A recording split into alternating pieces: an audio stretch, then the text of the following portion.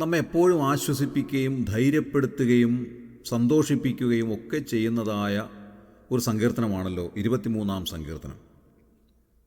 കൊച്ചു കുഞ്ഞുങ്ങൾക്ക് പോലും ഹൃദിസ്ഥമായ സങ്കീർത്തനമാണത്. അതിൻ്റെ ആദ്യത്തെ വാക്യത്തിൽ നാം ഇങ്ങനെ വായിക്കുന്നു: യഹോവ എൻ്റെ ഇടയനാകുന്നു, എനിക്ക് മുട്ടുണ്ടാകുകയില്ല. എത്രമാത്രം അർത്ഥവ്യാപ്തിയുള്ളതായൊരു വാക്യമാണിത്. യഹോവയെ സംബന്ധിച്ച് നാം ഒന്ന് ചിന്തിക്കുമ്പോൾ തിരുവെഴുത്തിൻ്റെ ഇതര ഭാഗങ്ങൾ കൂടെ നാം ഒന്ന് പരിശോധിക്കുന്നത് നന്നായിരിക്കും എന്ന് കരുതുന്നു. യെശയ്യാപ്രവചനം 40-ാം അധ്യായം 12-ാം വാക്യത്തിൽ പ്രവാചകൻ എഴുതിയിരിക്കുന്നത് ഇങ്ങനെയാണ്: തൻ്റെ ഉള്ളം കൈകൊണ്ട് വെള്ളം അളക്കുകയും ചാണുകൊണ്ട് ആകാശത്തിൻ്റെ പരിമാണമെടുക്കുകയും ഭൂമിയുടെ പൊടി നാഴിയിൽ കൊള്ളിക്കുകയും പർവ്വതങ്ങൾ വെള്ളിക്കോൽ കൊണ്ടും കുന്നുകൾ തുലാസിലും തൂക്കുകയും ചെയ്തവനാർ. ഇവിടെ പ്രവാചകൻ തൻ്റെ മാനുഷികമായ വാക്കുകൾ കൊണ്ട് യഹോവയായ ദൈവത്തിൻ്റെ അപ്രമേയത്വത്തെ ഒന്ന് വരച്ചു കാണിക്കുവാൻ ശ്രമിക്കുകയാണ്. എന്നാൽ ഈ ദൈവത്തിൻ്റെ വലിപ്പത്തെ നമ്മുടെ മനസ്സുകൊണ്ട് ഗണിക്കുവാൻ സാധ്യമല്ല എന്നുള്ളത് ഒരു പരമാർത്ഥമാണ്. അത്രമാത്രം വലിയവനാണ് ദൈവം. ഈ അഖിലാണ്ടം നിറഞ്ഞിരിക്കുന്ന ഈ തേജോപുഞ്ചത്തെ നമ്മുടെ മാനുഷികമായ പരിമാണങ്ങൾ കൊണ്ട് ഒന്ന് ഗണിച്ചെടുക്കുക അസാധ്യമെന്നല്ലാതെ നമുക്കൊന്നും പറയുവാനായിട്ട് കഴിയുകയില്ല. അങ്ങനെ സർവശക്തനായ, സർവവ്യാപിയായ, സർവമഹത്വധാരിയായ, സർവത്തിൻ്റെ ഉടമസ്ഥനായ, സർവത്തെ അടക്കി ഭരിക്കുന്നവനായ, അത്യുന്നതനായ യഹോവയായ ദൈവം, പ്രിയമുള്ളവരെ, എത്രമാത്രം വലിയവനാണ്, എത്രമാത്രം മഹത്വധാരിയാണ്. ആ യഹോവയായ ദൈവത്തെ സംബന്ധിച്ചാണ് ഇവിടെ ദാവീദ് പറയുന്നത്: ആ യഹോവ എൻ്റെ ഇടയനാണ്. 33-ാം സങ്കീർത്തനം 12-ാം വാക്യത്തിൽ നാം ഇങ്ങനെ വായിക്കുന്നു: യഹോവ ദൈവമായിരിക്കുന്ന ജാതിയും അവൻ തനിക്ക് അവകാശമായി തിരഞ്ഞെടുത്ത ജനവും ഭാഗ്യമുള്ളത്. 144-ാം സങ്കീർത്തനം 15-ാം വാക്യത്തിൻ്റെ അവസാന ഭാഗത്തിൽ നാം ഇങ്ങനെ വായിക്കുന്നു: യഹോവ ദൈവമായിരിക്കുന്ന ജനം ഭാഗ്യമുള്ളത് തന്നെ. ഇന്ന് രാവിലെ എന്നെ ശ്രദ്ധിക്കുന്ന പ്രിയമുള്ളവരെ, യഹോവ ദൈവമായിരിക്കുന്ന നാം ഓരോരുത്തരും എത്രമാത്രം ഭാഗ്യമുള്ളവരാണ്. നമ്മുടെ ജീവിതത്തിൽ നമുക്ക് ലഭിക്കാവുന്ന ഏറ്റവും വലിയ ഭാഗ്യമെന്ന് പറയുന്നത് എന്താണ്? കുറേയേറെ വസ്തുവകകൾ സമ്പാദിക്കുന്നതോ, ഉന്നതമായ സ്ഥാനങ്ങൾ ലഭിക്കുന്നതോ, ഇഷ്ടം പോലെ പണം സമ്പാദിക്കുന്നതോ, അല്ലെങ്കിൽ ആഗ്രഹിക്കുന്നതൊക്കെ വെട്ടിപ്പിടിക്കുന്നതോ ഒന്നുമല്ല ഭാഗ്യാവസ്ഥ എന്ന് പറയുന്നത്. ജീവിതത്തിലെ ഏറ്റവും വലിയ ഭാഗ്യമെന്ന് പറയുന്നത് യഹോവ ദൈവമായിരിക്കുക എന്നുള്ളതാണ്. സർവ്വ അഖിലാണ്ടത്തെ നിർമ്മിച്ച വലിയവനായ ദൈവം, യഹോവയായ ദൈവം, ആ ദൈവത്തിൻ്റെ വകയായിത്തീരുന്നതാണ് ജീവിതത്തിൽ ലഭിക്കാവുന്ന ഏറ്റവും വലിയ ഭാഗ്യാവസ്ഥ. മറ്റൊരു കാര്യവും ഇതിനോളം വരുന്നില്ല എന്നുള്ളത് ദൈവവചനം നമ്മെ വളരെ പ്രത്യേകമായി ഓർമ്മിപ്പിക്കുന്നതായ വസ്തുതയാണ്.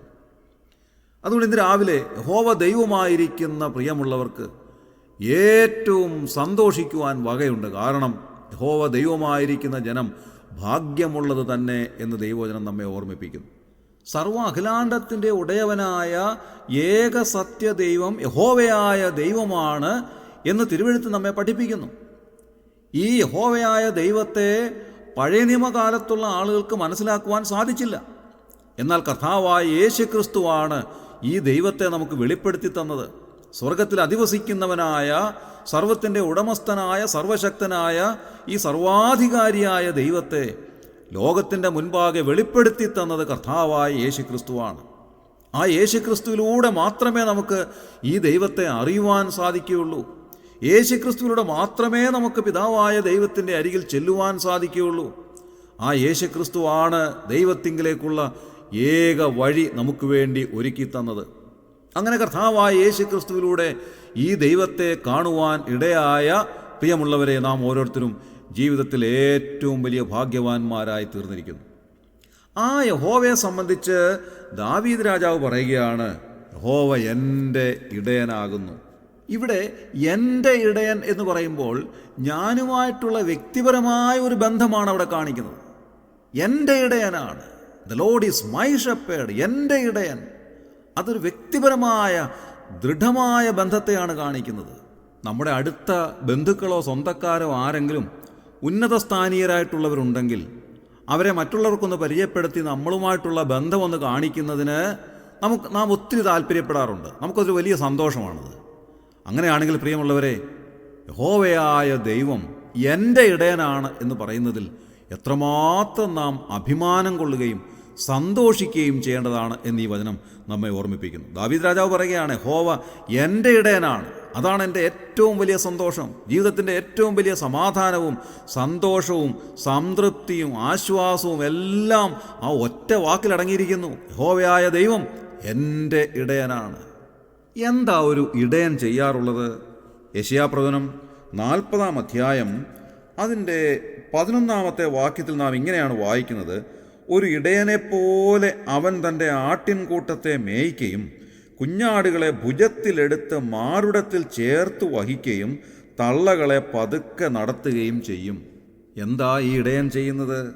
നാം വായിക്കുന്നത്, അവിടുന്ന് തൻ്റെ ആട്ടിൻകൂട്ടത്തെ മേയിക്കുന്നു, കുഞ്ഞാടുകളെ ഭുജത്തിലെടുത്ത് മാറുടത്തിൽ ചേർത്ത് വഹിക്കുന്നു, തള്ളകളെ പതുക്കെ നടത്തുന്നു. എത്ര വലിയൊരു പരിപാലനമാണ് യഹോവയായ ദൈവം നമുക്ക് വേണ്ടി ചെയ്തു തരുന്നത്.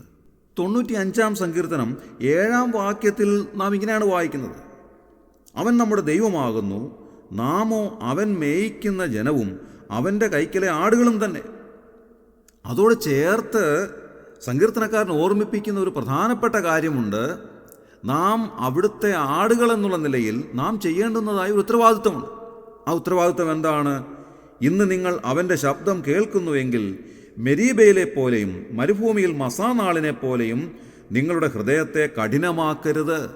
നാം അവിടുത്തെ ശബ്ദം കേൾക്കുവാനും നമ്മുടെ ഹൃദയത്തെ കഠിനമാക്കാതെ കർത്താവിനെ അനുസരിക്കുവാനും നാം ബാധ്യസ്ഥരാണെന്ന് ദൈവവചനം നമ്മോട് പറയുകയാണ്. ദാവീദ് പറയുന്നത് പോലെ കർത്താവ് എൻ്റെ ഇടയനാകുന്നു എന്ന് പറയുമ്പോൾ കർത്താവുമായിട്ടുള്ള വ്യക്തിപരമായ ദൃഢമായ ആഴമേറിയ ഒരു ബന്ധത്തെയാണ് ആ പദപ്രയോഗങ്ങൾ സൂചിപ്പിക്കുന്നത് തന്നെ. ഈ ദൈവത്തെ ആഴമേറിയ ബന്ധത്തിൻ്റെ അടിസ്ഥാനത്തിൽ എൻ്റെ ദൈവമേ എന്ന് വിളിക്കുവാൻ നമുക്ക് സാധിക്കണം. തോമസ് അതാണ് ചെയ്തത്. ആദ്യം തനിക്ക് അങ്ങനെ വിശ്വസിക്കുവാൻ സാധിച്ചില്ല. ഉയർത്തെഴുന്നേറ്റ കർത്താവായ യേശുക്രിസ്തുവിനെ വിശ്വാസ കണ്ണുകൾ കൊണ്ട് കണ്ടിട്ട് എൻ്റെ കർത്താവ് എൻ്റെ ദൈവമേ എന്ന് വിളിക്കുവാൻ തോമസിന് ആദ്യം സാധിച്ചില്ല. എന്നാൽ കർത്താവായ യേശുക്രിസ്തു തൻ്റെ മുൻപാകെ വന്ന് നിന്നിട്ട് തോമസിനോട് പറയുകയാണ്, തോമസേ, നീ അവിശ്വാസിയാകാതെ വിശ്വാസിയായിരിക്കുക. അപ്പോൾ തോമസ് പറയുന്നു, എൻ്റെ കർത്താവും എൻ്റെ ദൈവവുമായുള്ളവേ. ഇതാണ് ആഴമേറിയ ഒരു ബന്ധത്തിൻ്റെ അവാച്യമായ ദൃഢത എന്ന് പറയുന്നത്. ഇനി യഹോവ ഇടയനായതുകൊണ്ട് എന്താണ് പ്രയോജനമുള്ളത്? ദാവീദ് രാജാവ് പറയുകയാണ്, എനിക്ക് മുട്ടുണ്ടാകയില്ല. ഏറ്റവും അർത്ഥവത്തായ ഒരു പദപ്രയോഗമാണത്. യഹോവ എൻ്റെ ഇടയനായതുകൊണ്ട് എനിക്ക് മുട്ടുണ്ടാകയില്ല, എനിക്ക് ബുദ്ധിമുട്ടുണ്ടാകയില്ല, എനിക്ക് അലയേണ്ടി വരികയില്ല. ഐ ഷാൽ നോട്ട് വാണ്ട് എന്നാണ് നാം ഇംഗ്ലീഷ് പരിഭാഷയിൽ കാണുന്നത്. എനിക്ക് ഒന്നിൻ്റെ പേരിലും അലഞ്ഞു തിരിയേണ്ടി വരുന്നില്ല, എനിക്ക് ബുദ്ധിമുട്ടുണ്ടാകുന്നില്ല. കാരണം എൻ്റെ കർത്താവ് എൻ്റെ ഇടയനാണ്, എന്നെ പോറ്റുവാൻ ശക്തനാണ്, എന്നെ പരിപാലിക്കുവാൻ, എന്നെ കാക്കുവാൻ, എനിക്ക് ആവശ്യമുള്ളത് നൽകിത്തരുവാൻ അവിടുത്തേക്ക് മനസ്സുള്ളവനാണ്, അവിടുന്ന് ശക്തനാണ്, അവിടുന്ന് അത് ചെയ്തു തരുന്നവനാണ് എന്ന് ദൈവവചനം നമ്മോട് പറയുകയാണ്. യെശയ്യാപ്രവചനം 40-ാം അധ്യായം 11-ാം വാക്യത്തിൽ നാം വായിച്ചതുപോലെ, ഒരു ഇടയനെപ്പോലെ അവൻ തൻ്റെ ആട്ടിൻകൂട്ടത്തെ മേയിക്കുകയും കുഞ്ഞാടുകളെ ഭുജത്തിലെടുത്ത് മാറുടത്തിൽ ചേർത്ത് വഹിക്കുകയും തള്ളകളെ പതുക്കെ നടത്തുകയും ചെയ്യും എന്നെഴുതിയിരിക്കുന്നതിലൂടെ നമുക്ക് ചിന്തിക്കുവാൻ സാധിക്കുന്നതായ കാര്യം എന്താണ്? അവിടുന്ന് എൻ്റെ ഇടയനായതുകൊണ്ട് എനിക്ക് ആവശ്യമുള്ളതെല്ലാം അവിടുന്ന് നൽകിത്തരുന്നു. പഴയ കാലത്ത് എല്ലാ വീടുകളിലും ഈ വളർത്തു മൃഗങ്ങൾ ധാരാളം ഉണ്ടായിരുന്നു. പശുക്കളും ആടുകളും ഒക്കെ ധാരാളം ഉണ്ടായിരുന്നു. അപ്പോൾ ഈ ആട്ടിൻകുട്ടികളെയൊക്കെ ഇങ്ങനെ എടുത്ത് താലോലിക്കുന്നത് വളരെ സന്തോഷകരമായൊരു കാര്യമായിരുന്നു.